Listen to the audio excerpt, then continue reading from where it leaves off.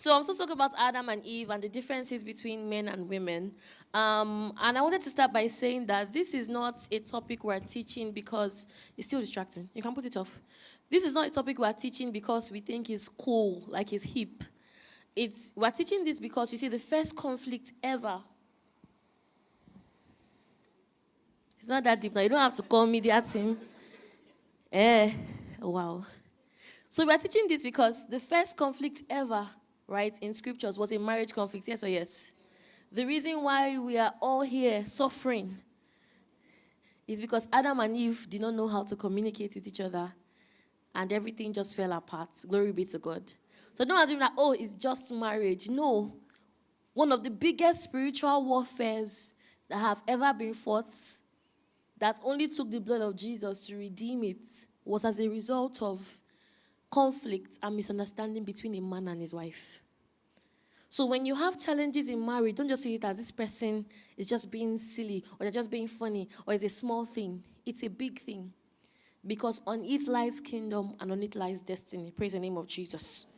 So some general rules I want to share very quickly is that men and women are different. Who didn't know that? Men and women are very, very different. There are ways that I would process some things as a woman. So, for example, if my husband says, I want you to do this, I'll be like, okay, no problem. When do you want me to do it? How do you want me to do it? What do you think about this? I'm already following up, responding immediately. But I tell my husband, I want you to do something. The first thing is silence. So I'm wondering, did he hear?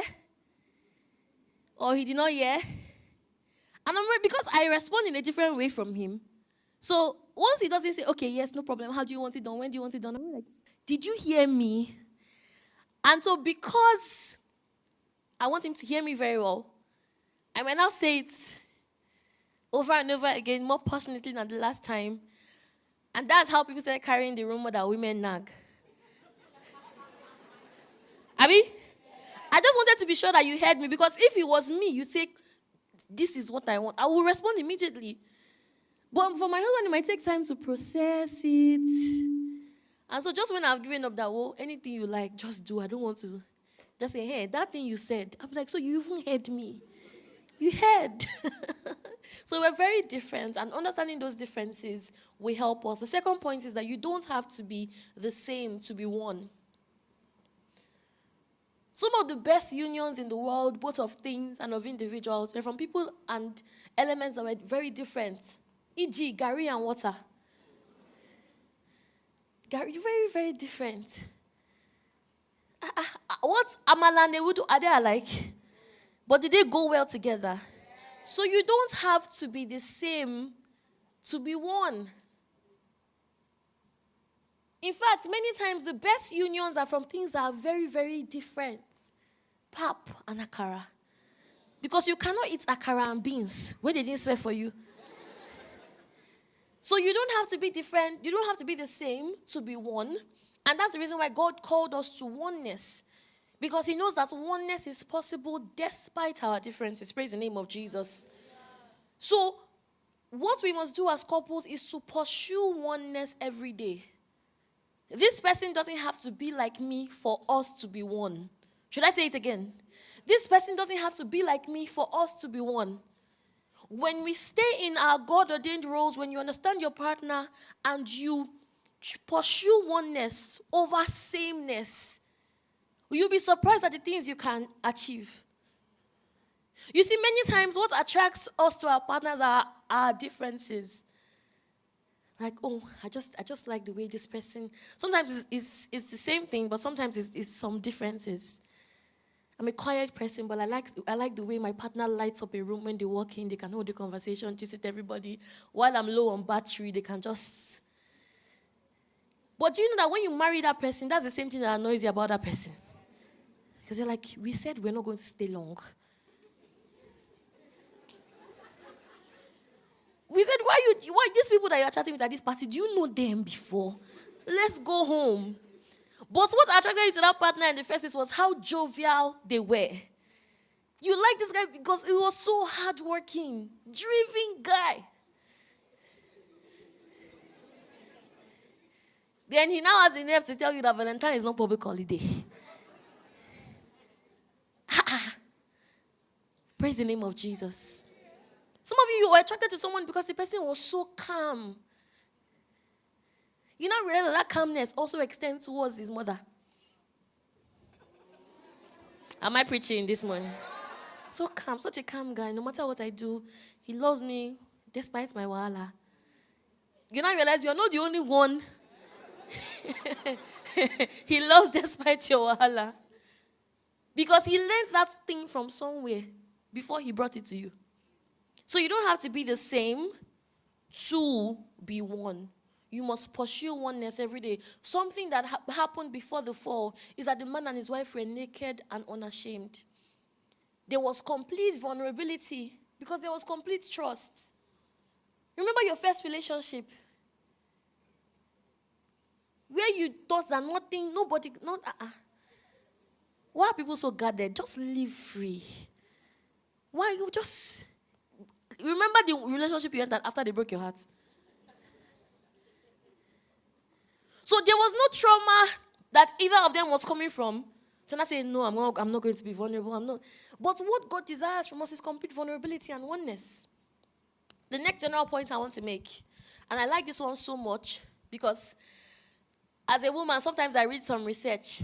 Women are always so. I'm like, do you know all of us?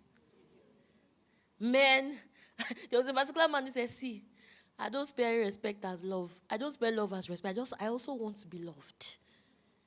Because sometimes research that shows what the general population or what majority of people think, right, is sometimes so emphasized that maybe you're married to the 20%. Or maybe when they said 90% of men, they meant 90% of men in America. Nigerian men are different. If you're a Nigerian man, you want to be loved. Let me see you. You want. I'm going there. So, of course, there are some general rules that apply to most people. I've seen situations where, in many cases, it's the woman that likes to open up and talk, right? But there are some marriages where the lady, no matter what, she's not going to say anything. And then that type of person marries a guy that is emotional and likes to talk. So my number 3 point would be that not all men and women are the same. You need to understand your spouse. You see, 1 Peter 3:7 has a very beautiful message that is sometimes overtaken by yet another beautiful message. It says, likewise, ye husbands, dwell with them, that's your wives, according to knowledge. But the other part of the verse is also very heavy. It says, deal with women as the weaker vessels. In other words, generally, when it comes to strength, physical strength, right? A woman is softer, yes or yes, yes. No time to dwell too much there. But where I want to dwell on is the A part. It says, dwell with them according to knowledge. Some of you need to do the hard work of getting to understand your spouse. I never forget one time I was listening to, I think it was even my own marriage counselor she had done, I think it was a video or a post. And she was talking about how when issues happen, you don't have to talk to your husband about those issues in the heat of the moment, which I agree with. But then she went deeper. She said, what you should do is you should wait in the night when he's sleeping. Just wake him up. You also know, and this is my marriage counselor. She's one of the best in the game, married over 30 years, helped many marriages, including mine. But once she just say in the night, wake him up, I say, hi. Lyle.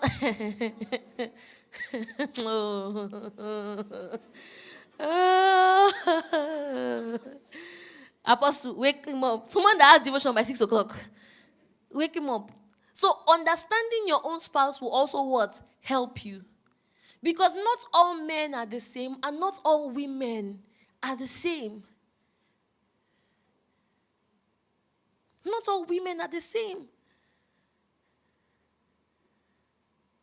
Maybe you're toasting a girl and they advise you that women, they like to see that other people also are interested in you before they will agree because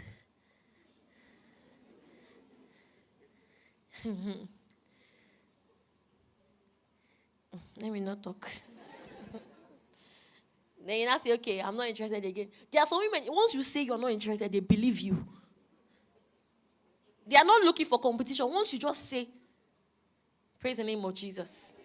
So understand your spouse. Dwell with this person according to knowledge. Many times research has it that men are more into sex than women. Have you heard that one before? But what if you marry someone that's not? And then because you have tried to seek knowledge from a general level, you enter into marriage with a mindset that men like sex more than women. And then maybe you're now a man, you now marry a woman with a higher sex drive. You will start questioning everything. Is something wrong with me? Or is something wrong with her?